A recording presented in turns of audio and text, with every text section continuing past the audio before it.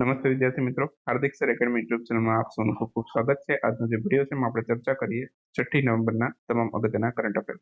જેટલા પણ video pending હતા બધા જ વિડીયો આવી ગયા છે। બાકી વધુ માહિતી માટે આપણે એન્ડ્રોઇડ એપ્લિકેશન ડાઉનલોડ કરો, તમામ આપણું કન્ટેન્ટ છે એમાં એક્સેસ કરી શકાશે, પીડીએફ, ઈ-બુક અને ટેસ્ટ સિરીઝ આ બધું જ તમે એન્ડ્રોઇડ એપ્લિકેશનમાં મેળવી શકશો।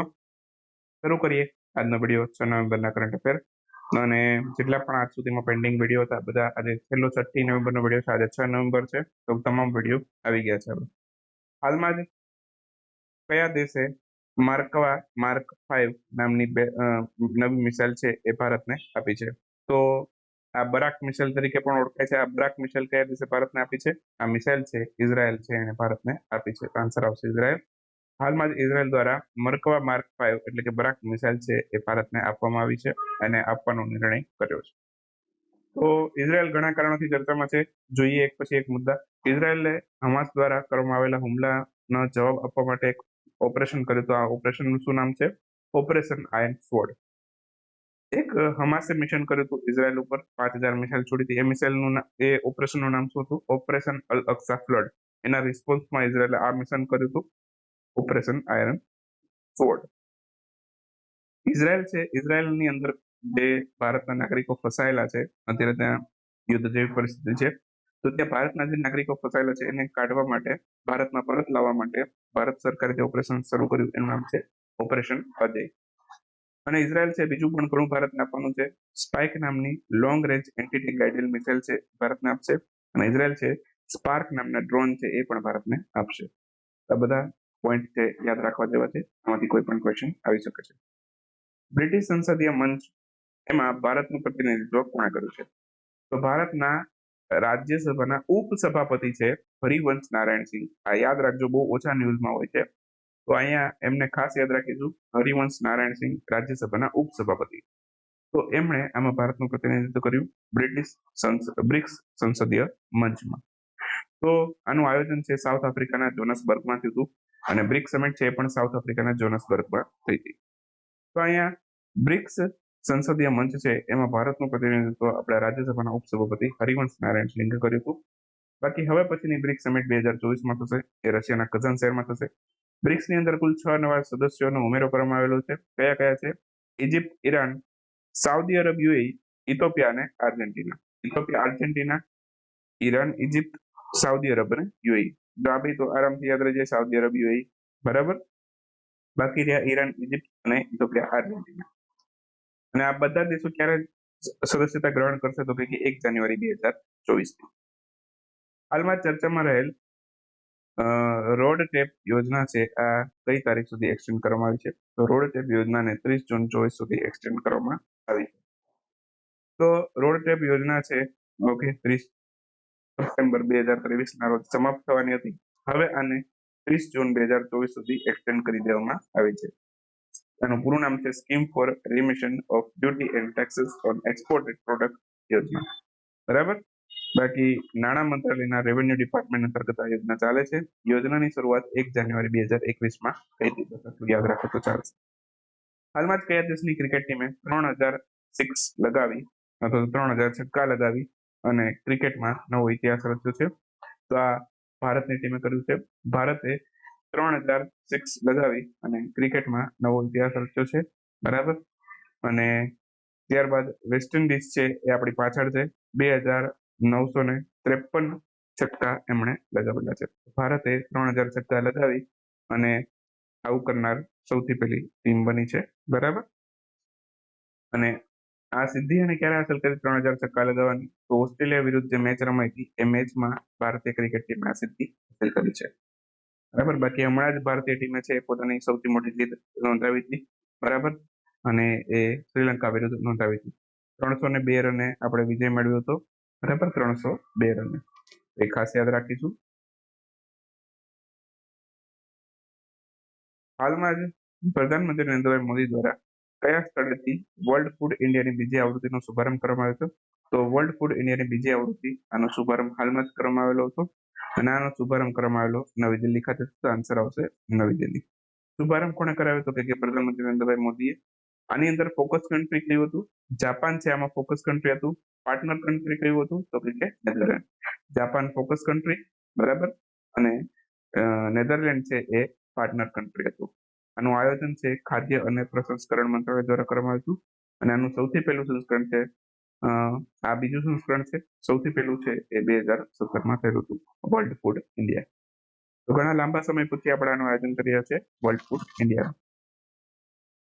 હાલમાં જ આંતરરાષ્ટ્રીય વકીલ સંમેલનનું આયોજન કયા સ્થળે કરવામાં આવેલું હતું તો આંતરરાષ્ટ્રીય વકીલ સંમેલન છે આ પણ દિલ્હી ખાતેથી થયું હતું. આન્સર આવશે ઓપ્શન સી, દિલ્હી. તો હાલમાં જ આંતરરાષ્ટ્રીય વકીલ સંમેલન ભારતમાં દિલ્હી ખાતે આનું આયોજન કરવામાં આવેલું છે. ભારત તરફથી એનું આયોજન કોણ કરશે? આનું આયોજન કરશે બાર કાઉન્સિલ ઓફ ઇન્ડિયા. તો ભારતની બાર કાઉન્સિલ ઓફ ઇન્ડિયા છે આનું આયોજન કરશે. બાર કાઉન્સિલ ઓફ ઇન્ડિયાની સ્થાપના ક્યારે થઈ યાદ રાખશું? 1961 ની સ્થાપના થઈ હતી અને ભારતમાં એડવોકેટ એક્ટ 1961 હેઠળ છે વકીલોનું રજીસ્ટ્રેશન કરવામાં આવે છે. હાલમાં સુપ્રીમ કોર્ટના 50માં મુખ્ય ન્યાયાધીશ છે એને યાદ રાખી લેશું, એ છે ડી.વાય. ચંદ્રચૂડ. એના પછી 51માં કોણ બનશે? સંજીવ ખન્ના. તો એને પણ યાદ રાખી લેશું. હાલમાં જ ભારતનું કયું રાજ્ય છે કે સ્વચ્છતા મિશન ગ્રામીણ એના ચરણ બીજામાં ODF પ્લસનો દરજ્જો એણે હાંસલ કરી લીધો છે? તો સ્વચ્છ ભારત મિશન ગ્રામીણ એનું બીજું ચરણ એમાં ઉત્તર પ્રદેશ છે એને ODF પ્લસનો દરજ્જો હાંસલ કર્યો છે. થોડીક વાતો કરી લઈએ સ્વચ્છ ભારત મિશન ગ્રામીણની. તો આ ભારતનું જળ શક્તિ મંત્રાલય છે એને આની શરૂઆત કરી હતી 2014માં. અને સ્વચ્છ ભારત મિશન શહેરી છે કયા મંત્રાલય અંતર્ગત આવે છે એવું છે તો આવાસ અને શહેરી બાબતોના મંત્રાલય. સ્વચ્છ ભારત મિશન ગ્રામીણ પૂછે તો જળ શક્તિ મંત્રાલય. સ્વચ્છ ભારત મિશન શહેરી પૂછે તો એમાં તમારો જવાબ આવશે આવાસ શહેરી બાબતોનું મંત્રાલય. હવે ઉત્તર પ્રદેશને ODF પ્લસનો દરજ્જો મળ્યો છે તો એની વાત કરીએ. ઉત્તર પ્રદેશમાં કુલ ગામની સંખ્યા આશરે 95,000ની આસપાસ છે અને ત્યાં ભારતની અંદર અત્યારે વાત કરીએ તો ભારતના અત્યારે 75% જેટલા ગામો છે એ ODF પ્લસ થઈ ચુક્યા છે. ODF પ્લસ નો મિનિંગ શું? પેલા તો ODF એટલે શું એ સમજીએ. ODF એટલે કે ઓપન ડેફિકેશન ફ્રી, એટલે કે ખુલ્લામાં શૌચ. ODF પ્લસ એટલે કે શું? ખુલ્લામાં શૌચ મુક્ત હોવું જોઈએ, સાથે સાથે સામુદાયિક ટોયલેટ છે કાર્યકારી હોવા જોઈએ, પાણીની અછત ટોયલેટમાં ના હોવી જોઈએ અને વેસ્ટ મેનેજમેન્ટ હોવું જોઈએ. બરાબર, આ બધી વસ્તુ હોય તેને ODF પ્લસ કહેવાય. બાકી ભારતનું ઉત્તર પ્રદેશ છે એ ભારતનું 15મું ODF પ્લસ રાજ્ય યુનિયન ટેરિટરી બનેલું છે. અત્યાર સુધીમાં ભારતના 15 રાજ્ય અને કેન્દ્રશાસિત પ્રદેશો છે ODF પ્લસ થઈ ચુક્યા છે. ભારતનું સૌથી પહેલું ODF રાજ્ય કયું એવું પૂછે તો એ સિક્કિમ હતું અને સ્વચ્છ ભારત મિશનની શરૂઆત 2014માં થઈ. હાલમાં જ ફ્રેઝર ઇન્સ્ટિટ્યૂટ એમના દ્વારા જાહેર કરવામાં આવેલી economic freedom of the world એની રેન્કિંગમાં ભારતનું સ્થાન કેટલામું છે? ભારત 87મા ક્રમ પર છે. ઓપ્શન સી આપણો આન્સર થશે. હાલમાં જ economic freedom of the world ranking જાહેર કરવામાં આવી છે. આ ફ્રેઝર ઇન્સ્ટિટ્યૂટ જાહેર કરે છે. પ્રથમ સ્થાન સિંગાપોરનું છે. લગભગ 1970 થી હોંગકોંગ આમાં પહેલું સ્થાન પ્રાપ્ત કરતું હતું. હવે સિંગાપોરે એનું સ્થાન લઈ લીધું. બીજો ક્રમ હોંગકોંગનો છે. ભારતનો ક્રમ કેટલામો છે? ભારતનો ક્રમ 87મો છે અને અંતિમ ક્રમ છે એ વેનેઝુએલાનો છે. લગભગ 167મો ક્રમ છે.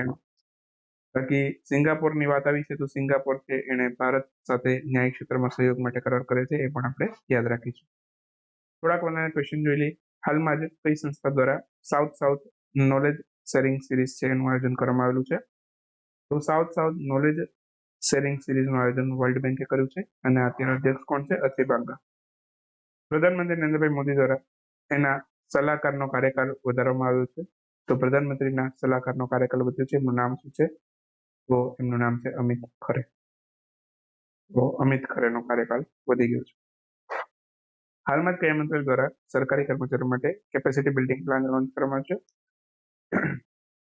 તો ભારતનું પર્સનલ પેન્શન અને પબ્લિક ગ્રીવન્સીસ મંત્રાલય છે એમણે આ કેપેસિટી બિલ્ડિંગ પ્લાન લોન્ચ કર્યો છે સરકારી કર્મચારી માટે.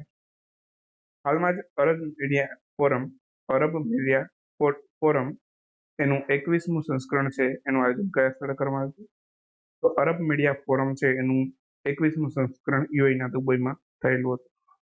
હાલમાં જ ચર્ચામાં રહેલ નેશનલ ટેક્સટાઇલ મિશન એને કયા વર્ષે શરૂ કરવામાં આવ્યું હતું? તો નેશનલ ટેક્સટાઇલ મિશન છે આ 2020માં શરૂ કરવામાં આવેલું હતું. એના પછીનો ક્વેશ્ચન છે હાલમાં જ નોર્મન બોરલોંગ પુરસ્કાર આનાથી કોને સન્માનિત કરવામાં આવ્યું છે? તો આનાથી સ્વાતિને એક સમાપ્ત કરી છે, ઓડિશા રાજ્યમાં છે. નોર્મન બોરલોંગ છે, બરાબર. એકચ્યુઅલમાં અહીંયા ઈ ભૂલથી આવી ગયું છે, નોર્મન બોરલોંગ. તો નોર્મન બોરલોંગ છે એને ફાધર ઓફ ગ્રીન રેવોલ્યુશનના નામથી ઓળખાય છે, હરિત ક્રાંતિના પિતા. ભારતમાં હરિત ક્રાંતિના પિતા કોને કહીએ છીએ આપણે? MS સ્વામિનાથનને, બરાબર. હમણાં જેમનું નિધન થયું હતું તો એને પણ યાદ રાખીશું. મિલિટરી નર્સિંગ સર્વિસ દ્વારા 1 ઓક્ટોબર 2023 રોજ પોતાના કેટલામા સ્થાપના દિવસની ઉજવણી કરવામાં આવી? તો એનો 98મો સ્થાપના દિવસ છે. 1926માં આની સ્થાપના થઈ હતી મિલિટરી નર્સિંગ સર્વિસીસની. ફોર્મ્યુલા 1 જાપાન ગ્રાન્ડ પ્રિક્સ 2023નું ટાઇટલ કોણે જીત્યું છે? આનું ટાઇટલ મેક્સ વેસ્ટરપને જીતેલું છે અને એ નેધરલેન્ડના છે. રેડબુલ કંપની તરફથી તે રમે છે. તો આ સાથે 6 નવેમ્બરનો વિડીયો સમાપ્ત કરીએ. મળીએ નેક્સ્ટ વિડીયોમાં 7મી નવેમ્બરના કરંટ અફેર સાથે. ત્યાં સુધી રજા લઈએ.